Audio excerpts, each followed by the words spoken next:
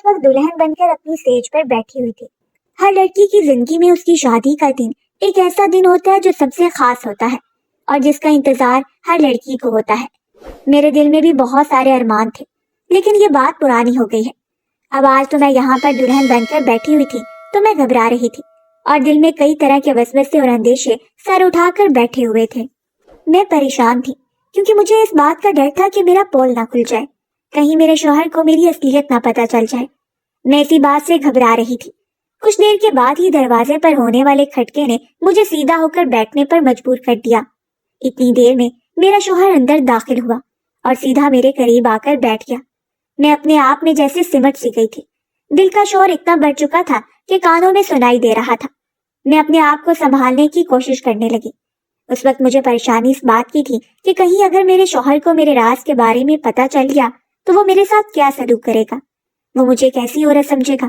یہی وجہ تھی کہ میں اپنی انہی سوچوں میں گم تھی جب میرے شوہر نے مجھے سلام کرتے ہوئے میرا ہاتھ تھاما اور کہنے لگا، آج میں تمہیں اپنی زندگی کی کچھ حقیقتوں کے بارے میں بتانا چاہتا ہوں، کچھ ایسے راز جو میں تم سے کہنا چاہتا ہوں۔ اور پھر اس نے جو کچھ مجھے کہا وہ سن کر میرے قدموں تلے سے زمین نکل گئی تھی۔ میرا نام سارا ہے اور میں اپنی اماں کے ساتھ چھوٹے سے کرائے کے گھر میں رہتی تھی۔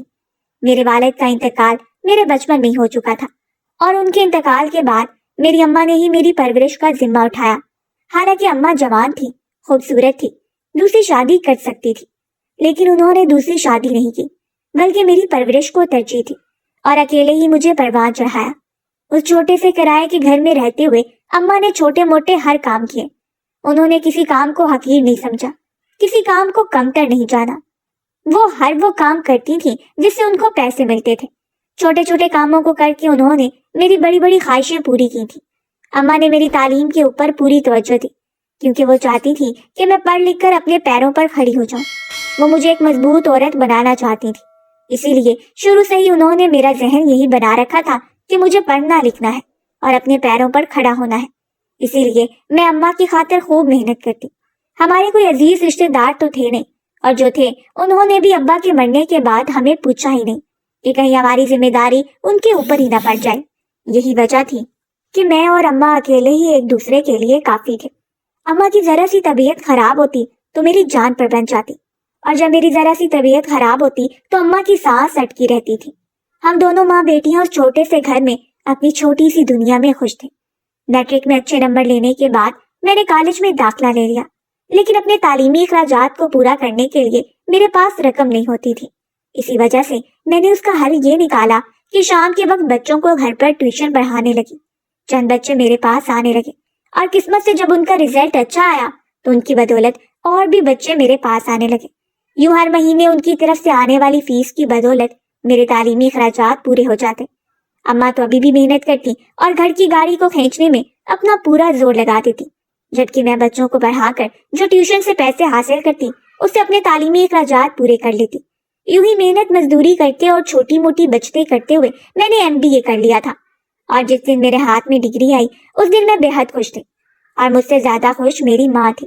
وقت نے اماں کے چہرے کے اوپر اپنی ستم ظریفی کے نشان چھوڑ دیے تھے اور اب ان کا چہرہ ڈھلنے لگا۔ جھریوں زدہ وہ چہرہ زمانے کی سختیوں اور حالات کی ستم ظریفی کی دین تھا۔ اماں کی آنکھیں اب بجھی ہوئی سی لگتی تھیں اور ان کے چہرے اور ماتھے کے اوپر قسمت کی ستم ظریفی کی داستان لکھی ہوئی تھی۔ میں نے سوچ لیا تھا کہ اب اماں کو آرام دینا ہے اور ایک اچھی سی نوکری حاصل کر کے اپنے گھر کا خرچ خود اٹھانا ہے تاکہ اماں اب آرام کر سکیں، اور جو محنت انہوں نے مجھے اس مقام تک پہنچانے پر کی ہے میں اس محنت کا صلہ ادا کر سکوں۔ اسی لیے میں نے ڈگری ملنے کے اگلے روز ہی جاب کے لیے اپلائی کرنا شروع کر دیا۔ مختلف دفاتر میں نوکری کے لیے جاتے، مختلف کمپنیوں میں انٹرویو دیا، جہاں جہاں کو جو کوئی بھی کہتا میں جا کر انٹرویو دے کر آتی، لیکن کافی دنوں تک اس مشقت کے بعد بھی مجھے ابھی تک کہیں نوکری نہیں ملی تھی۔ میں مایوس ہونے لگی تھی اور اتنی محنت کے بعد اب دل پھٹنے لگا تھا، لیکن اماں میرا حوصلہ بن جاتی اور مجھے تسلی دیتی اور کہتی کہ تم ہمت مت ہارو، ابھی تک تمہاری ماں نے ہمت بنائی رکھی ہے تو تم اتنی جلدی کیسے ہار سکتی ہو، خود کو مضبوط بناؤ، یقیناً کوئی اچھی نوکری تمہاری منتظر ہوگی۔ اماں کی یہی تسلیاں تھیں اور ان کا دیا ہوا حوصلہ ہی تھا کہ میں اگلے دن پھر ایک نئے عزم کے ساتھ اٹھ کھڑی ہوتی اور نوکری ڈھونڈنے نکل جاتی۔ تبھی مجھے ایک پرائیویٹ فرم میں مناسب نوکری مل گئی۔ یوں تو یہ نوکری میری تعلیم کے حساب سے کم تھی، لیکن پھر بھی میں نے اسے شروع کرنے کا فیصلہ کر لیا، کیونکہ مجھے امید تھی کہ بہت جلد میں کسی اچھی جگہ پر جاب حاصل کرنے میں کامیاب ہو جاؤں گی۔ میں نے جیسے اس دفتر میں اپنی ملازمت کو شروع کیا تو کچھ ہی دنوں میں سارا کام سمجھ گئی اور بڑی محنت اور جان فشانی سے کام کرنے لگی۔ چونکہ میں باس کی سیکرٹری تھی، اس وجہ سے اکثر باس کے ساتھ میرا پالا پڑتا رہتا تھا۔ باس کے کاموں کی ذمہ داری میرے سر پر ہی تھی اور میں بڑی محنت سے کام کر رہی تھی۔ حالانکہ میں سیکرٹری کی نوکری نہیں کرنا چاہتی تھی، لیکن مجبوراً مجھے اسے قبول کرنا پڑا۔ باس کے ساتھ اکثر بات چیت ہوتی رہتی اور آہستہ آہستہ وہ بات چیت بے تکلفی کے مرحلے میں داخل ہونے لگی، لیکن میں نے پھر بھی اپنی ایک حد قائم کر رکھی تھی۔ باس جانتے تھے کہ میں کسی اچھی نوکری کی تلاش میں ہوں اور جب بھی مجھے میری قابلیت کے مطابق نوکری ملی تو میں یہاں سے چلی جاؤں گی۔ تبھی ایک دن باس کہنے لگے، مس سارا، میں چاہتا ہوں کہ آپ ترقی کریں اور ایک اچھے عہدے پر فائز ہوں۔ میں چاہتا ہوں کہ آپ یہیں پر نوکری کریں، یہاں سے مت جائیں۔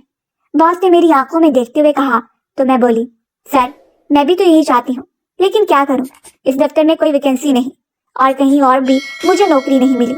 میں نے صاف صاف الفاظ میں باس سے کہا تو وہ کہنے لگے، ایک طریقہ ہے، اگر آپ میری بات مان جائیں تو میں آپ کے لیے یہاں پر ویکینسی بھی خالی کروا دوں گا اور آپ کو پروموشن بھی دلوا دوں گا۔ باس نے جب مجھ سے کہا تو میں فوراً بولی، بتائیں نا کون سا طریقہ ہے، مجھے پروموشن چاہیے اور تنخواہ بھی زیادہ چاہیے، میں اس طریقے پر عمل کروں گی۔ میں نے جلدی سے باس سے کہا تو وہ کہنے لگے، اگر آپ کو پروموشن چاہیے اور تنخواہ بھی زیادہ چاہیے تو آپ مجھے خوش کر دیں، پھر دیکھیے میں کیسے آپ کے وارے نیارے کرتا ہوں۔ باس کے منہ سے یہ گھٹیا بات سن کر میرا جیسے روما روما سلگ اٹھا۔ میں باس سے کچھ کہنے ہی والی تھی کہ ایک دم چپ کر گئی، کیونکہ میرے پاس ابھی کوئی اور نوکری تھی نہیں اور میں یہ نوکری اپنے ہاتھوں سے گنوانا نہیں چاہتی تھی۔ اگر باس کو کچھ غلط کہہ دیتی تو یقیناً وہ مجھے نوکری سے نکال دیتے اور میری 1 مہینے کی تنخواہ بھی ضبط کر لیتے۔ اسی بات نے مجھے چپ رہنے پر مجبور کر دیا۔ میں خاموشی سے اس کمرے سے نکل آئی۔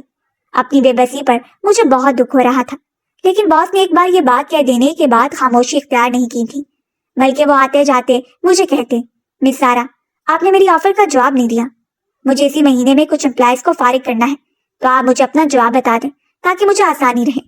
باس کے مسلسل اصرار اور ان کی پوشیدہ دھمکیوں کے پیش نظر میں نے انہیں ہاں کہہ دی اور ان کی بات ماننے پر مجبور ہو گئی۔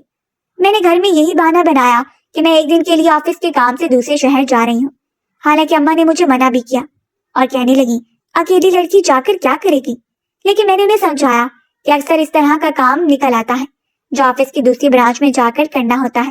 مجھے پوری امید ہے کہ اب اس کے بعد میری ترقی ہو جائے گی۔ اگر یہ کام اچھے انداز میں ہو گیا تو باس مجھے پروموشن بھی دیں گے اور میری تنخواہ بھی بڑھا دیں گے۔ اماں بھی مجھے دعائیں دینے لگی اور کہنے لگی، اللہ بہتر کرے گا، جا میری بچی، بس تو اپنا خیال رکھنا۔ اماں نے مجھے دعاؤں میں رخصت کیا۔ میں دل میں شرمندگی محسوس کر رہی تھی اور اپنے آپ کو بہت زیادہ گھٹیا محسوس کر رہی تھی، لیکن پھر بھی میں گھر سے نکل آئی اور مین اسٹاپ پر آ کر باس کے ساتھ بیٹھ کر ایک انجانی منزل کی طرف چلی گئی۔ باس بہت خوش تھے۔ میرے باس ویسے بھی 50 سال کی عمر کے تھے اور اس عمر میں بھی انہیں آج کی سوچ رہی تھی۔ میں اپنے آپ میں کنفیوز تھی، کبھی دل چاہتا کہ واپس چلی جاؤں اور کبھی خیال آتا کہ نہیں، یہ آخری موقع ہے، اگر یہ بھی گنوا دیا تو شاید یہ نوکری بھی ہاتھوں سے چلی جائے گی۔ اسی لیے باس کی بات ماننے پر مجبور ہو گئی۔ باس مجھے شہر کے ایک بہت اچھے اور نامی گرامی ہوٹل میں لے آئے۔ وہاں پر پہلے ہی ان کے نام کا کمرہ بک تھا۔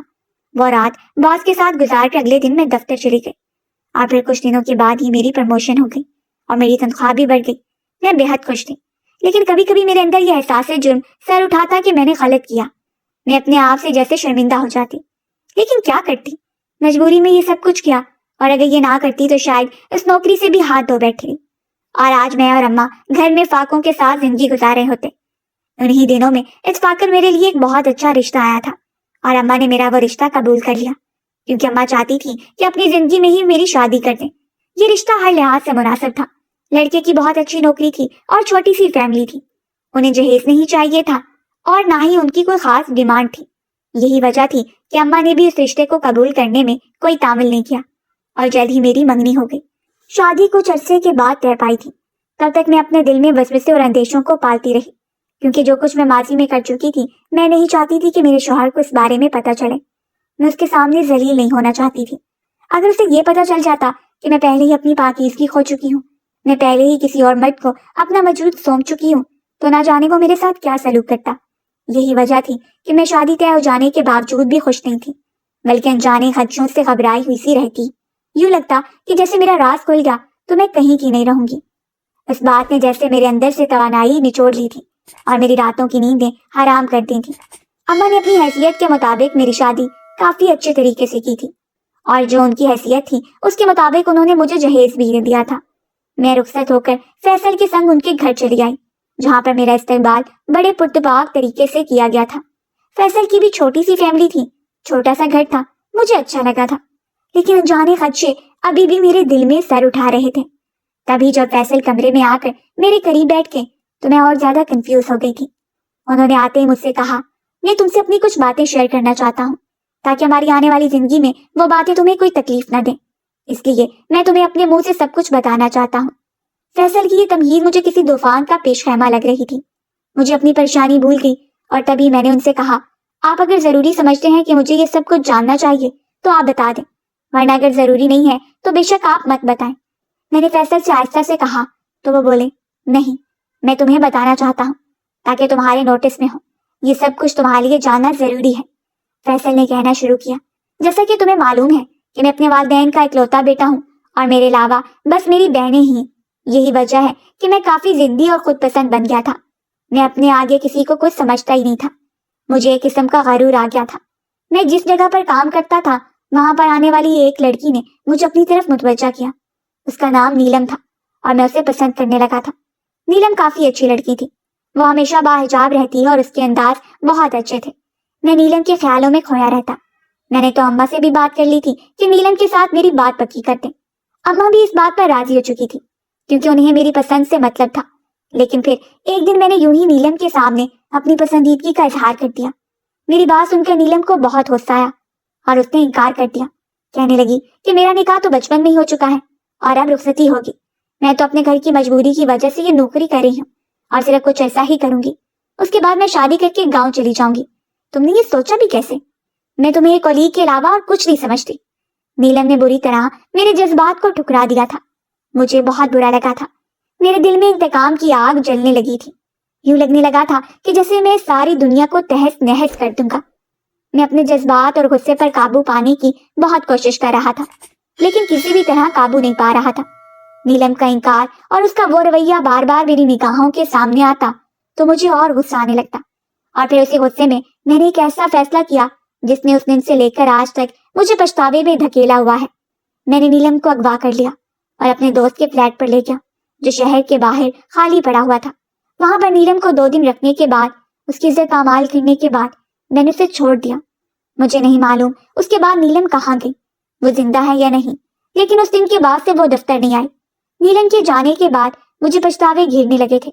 اس دن سے میں ایک آگ میں جل رہا ہوں، یوں لگ رہا ہے کہ جیسے میں نے بہت غلط کیا۔ مجھے احساس ہی نہیں تھا کہ میں کیا کرنے جا رہا ہوں۔ اگر احساس ہوتا تو شاید میں کبھی بھی ایسا نہ کرتا۔ اب اس بوجھ کو اٹھا کر میں تھک گیا ہوں۔ تمہیں اس لیے بتا رہا ہوں کہ کل کلا کو اگر کبھی تمہیں اس بات کے بارے میں پتہ چل جاتا ہے تو اسے محسوس مت کرو۔ فیصل نے تھکے تھکے انداز میں اپنی بات مکمل کی تو میں حیرت سے اس کی طرف دیکھتی رہ گئی۔ اس نے کتنی آسانی سے اپنی زندگی کے ایک ایسے تاریک پہلو کے بارے میں مجھے بتا دیا جو شاید وہ کسی اور کے سامنے کھول نہیں سکتا تھا۔ لیکن میں ابھی سوچ رہی تھی کہ میں اسے اس بارے میں بتاؤں کہ نہیں بتاؤں، کہ میں نے اپنی عزت پہلے ہی کھو دی ہے اور اپنی رضامندی سے کھوئی ہے۔ میں اسے بتانے ہی والی تھی کیونکہ میں خود بھی اس بوجھ کو اٹھا کر ایک نئی شروعات نہیں کر سکتی تھی کہ اچانک میرے دل میں خیال آیا کہ مرد کے تو 100 گنا معاف ہو جاتے ہیں، اور فیصل نے بھی اسی وجہ سے مجھے یہ سب کچھ بتا دیا کہ میں اس کی غلطی کو معاف کر کے اس کے ساتھ ایک نئی زندگی ہنسی خوشی شروع کر لوں گی۔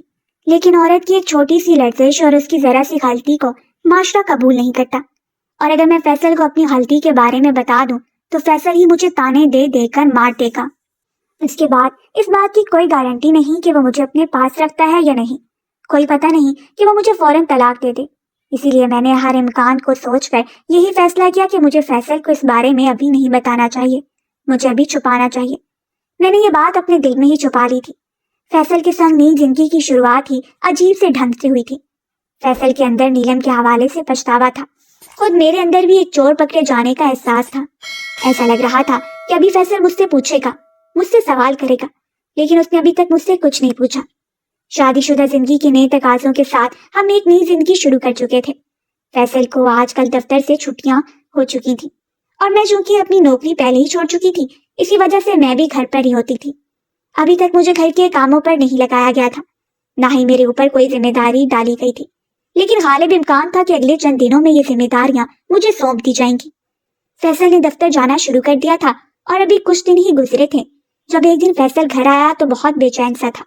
اس کی آنکھوں میں بے چینی اور پریشانی دکھائی دے رہی تھی۔ میں نے اسے پوچھا تو وہ ایک دم بولا، تمہیں معلوم ہے کہ آج نیلم دفتر آئی تھی اور اس کی حالت کافی خراب لگ رہی تھی۔ دیکھنے میں وہ حاملہ معلوم ہو رہی تھی، اور جب میں نے اسے پوچھا تو اس نے بڑی زخمی نظروں سے میری طرف دیکھا اور کہا، تم نے جو کچھ میرے ساتھ کیا تمہیں اللہ کبھی معاف نہیں کرے گا، تم ہمیشہ ایک پچھتاوے میں مبتلا رہو گے، کبھی تمہیں سکون نہیں آئے گا۔ نیلم کی وہ باتیں میرے دل میں سرایت کر گئی تھیں۔ میں اس کے جانے کے بعد بھی اس کے پیچھے دیکھتا رہا، نہ جانے کیوں مجھے لگ رہا ہے کہ وہ بچہ میرا ہے۔ میں ایک بار اسے ملنا چاہتا ہوں، جاننا چاہتا ہوں۔ مجھے پورا یقین ہے کہ وہ بچہ میرا ہے۔ فیصل کے منہ سے سب سن کر میں سناٹے میں آ گئی تھی۔ میں نے ہمت کرتے ہوئے اسے کہا، ٹھیک ہے فیصل، آپ جا کر معلوم کریں، اور اگر وہ بچہ آپ کا ہے تو آپ نیلم کو نکاح کر کے رخصت کر کے لے آئیں۔ میں نے فیصل کو اجازت دیتے ہوئے کہا تو وہ حیرانی سے میری شکل دیکھنے لگا۔ تبھی میں نے ایک فیصلہ کیا اور اپنے آپ کو جیسے ایک بندھن سے آزاد کرتے ہوئے اسے کہا، فیصل، میں آپ کو کچھ بتانا چاہتی ہوں۔ اور پھر میں نے اسے اپنے ماضی کی اس غلطی کے بارے میں بتا دیا جسے سوچ سوچ کر میں پریشان ہوتی رہتی تھی، اور آج میں نے اپنے آپ کو اس بوجھ سے آزاد کر لیا تھا۔ فیصل کتنی دیر بے یقینی بھری نظروں سے میری طرف دیکھتا رہا۔ تب میں نے اسے کہا، فیصل، میں جانتی ہوں کہ آپ کے لیے سب کچھ قبول کرنا بہت مشکل ہوگا، لیکن اگر آپ مجھے نہیں بھی رکھنا چاہتے تو کوئی بات نہیں، آپ کو حق ہے کہ آپ اپنے لیے بہتر فیصلہ کریں۔ میں امی کی طرف جا رہی ہوں، آپ چاہیں تو مجھے چھوڑ سکتے ہیں، لیکن آپ نیلم کو اپنا لیں، کیونکہ نیلم کو آپ کی ضرورت ہے۔ وہ کب تک اکیلی معاشرے کے تانے اور باتیں سنتی رہے گی؟ یقیناً وہ بچہ آپ کا ہی ہے، آپ کو اسے اپنا لینا چاہیے۔ میں نے فیصل کو اجازت دیتے ہوئے کہا تو وہ فوراً کمرے سے نکل گیا۔ فیصل کی کچھ نہ کہنے نے میرے دل پر بوجھ بڑھا دیا تھا، اور میں بھی فیصل کے آنے سے پہلے ہی اپنی امی کی طرف آ چکی تھی۔ اماں نے مجھ سے بہت پوچھا کہ کیا ہوا، تم یوں اچانک کیوں چلے آئے، لیکن میں نے انہیں کوئی جواب نہیں دیا۔ اگلے چند دنوں میں مجھے پتا چلا کہ فیصل نیلم کو نکاح کر کے گھر لے آئے ہیں، اور گھر والوں نے بھی ان کا ساتھ دیا ہے۔ میں خوش تھی کہ کم سے کم فیصل کو غلطی سدھارنے کا موقع مل گیا، اور اب میں اس انتظار میں مبتلا ہوں کہ نہ جانے کب فیصل میرے بارے میں فیصلہ کرتے ہیں، وہ مجھے اپناتے ہیں یا اپنی زندگی سے نکال دیتے ہیں۔ ابھی مجھے کچھ پتا نہیں، اور انتظار کی سولی پر لٹکتے ہوئے میرے دن بہت بے چین گزر رہے تھے۔ آپ کا کیا خیال ہے، فیصل کیا فیصلہ کریں گے؟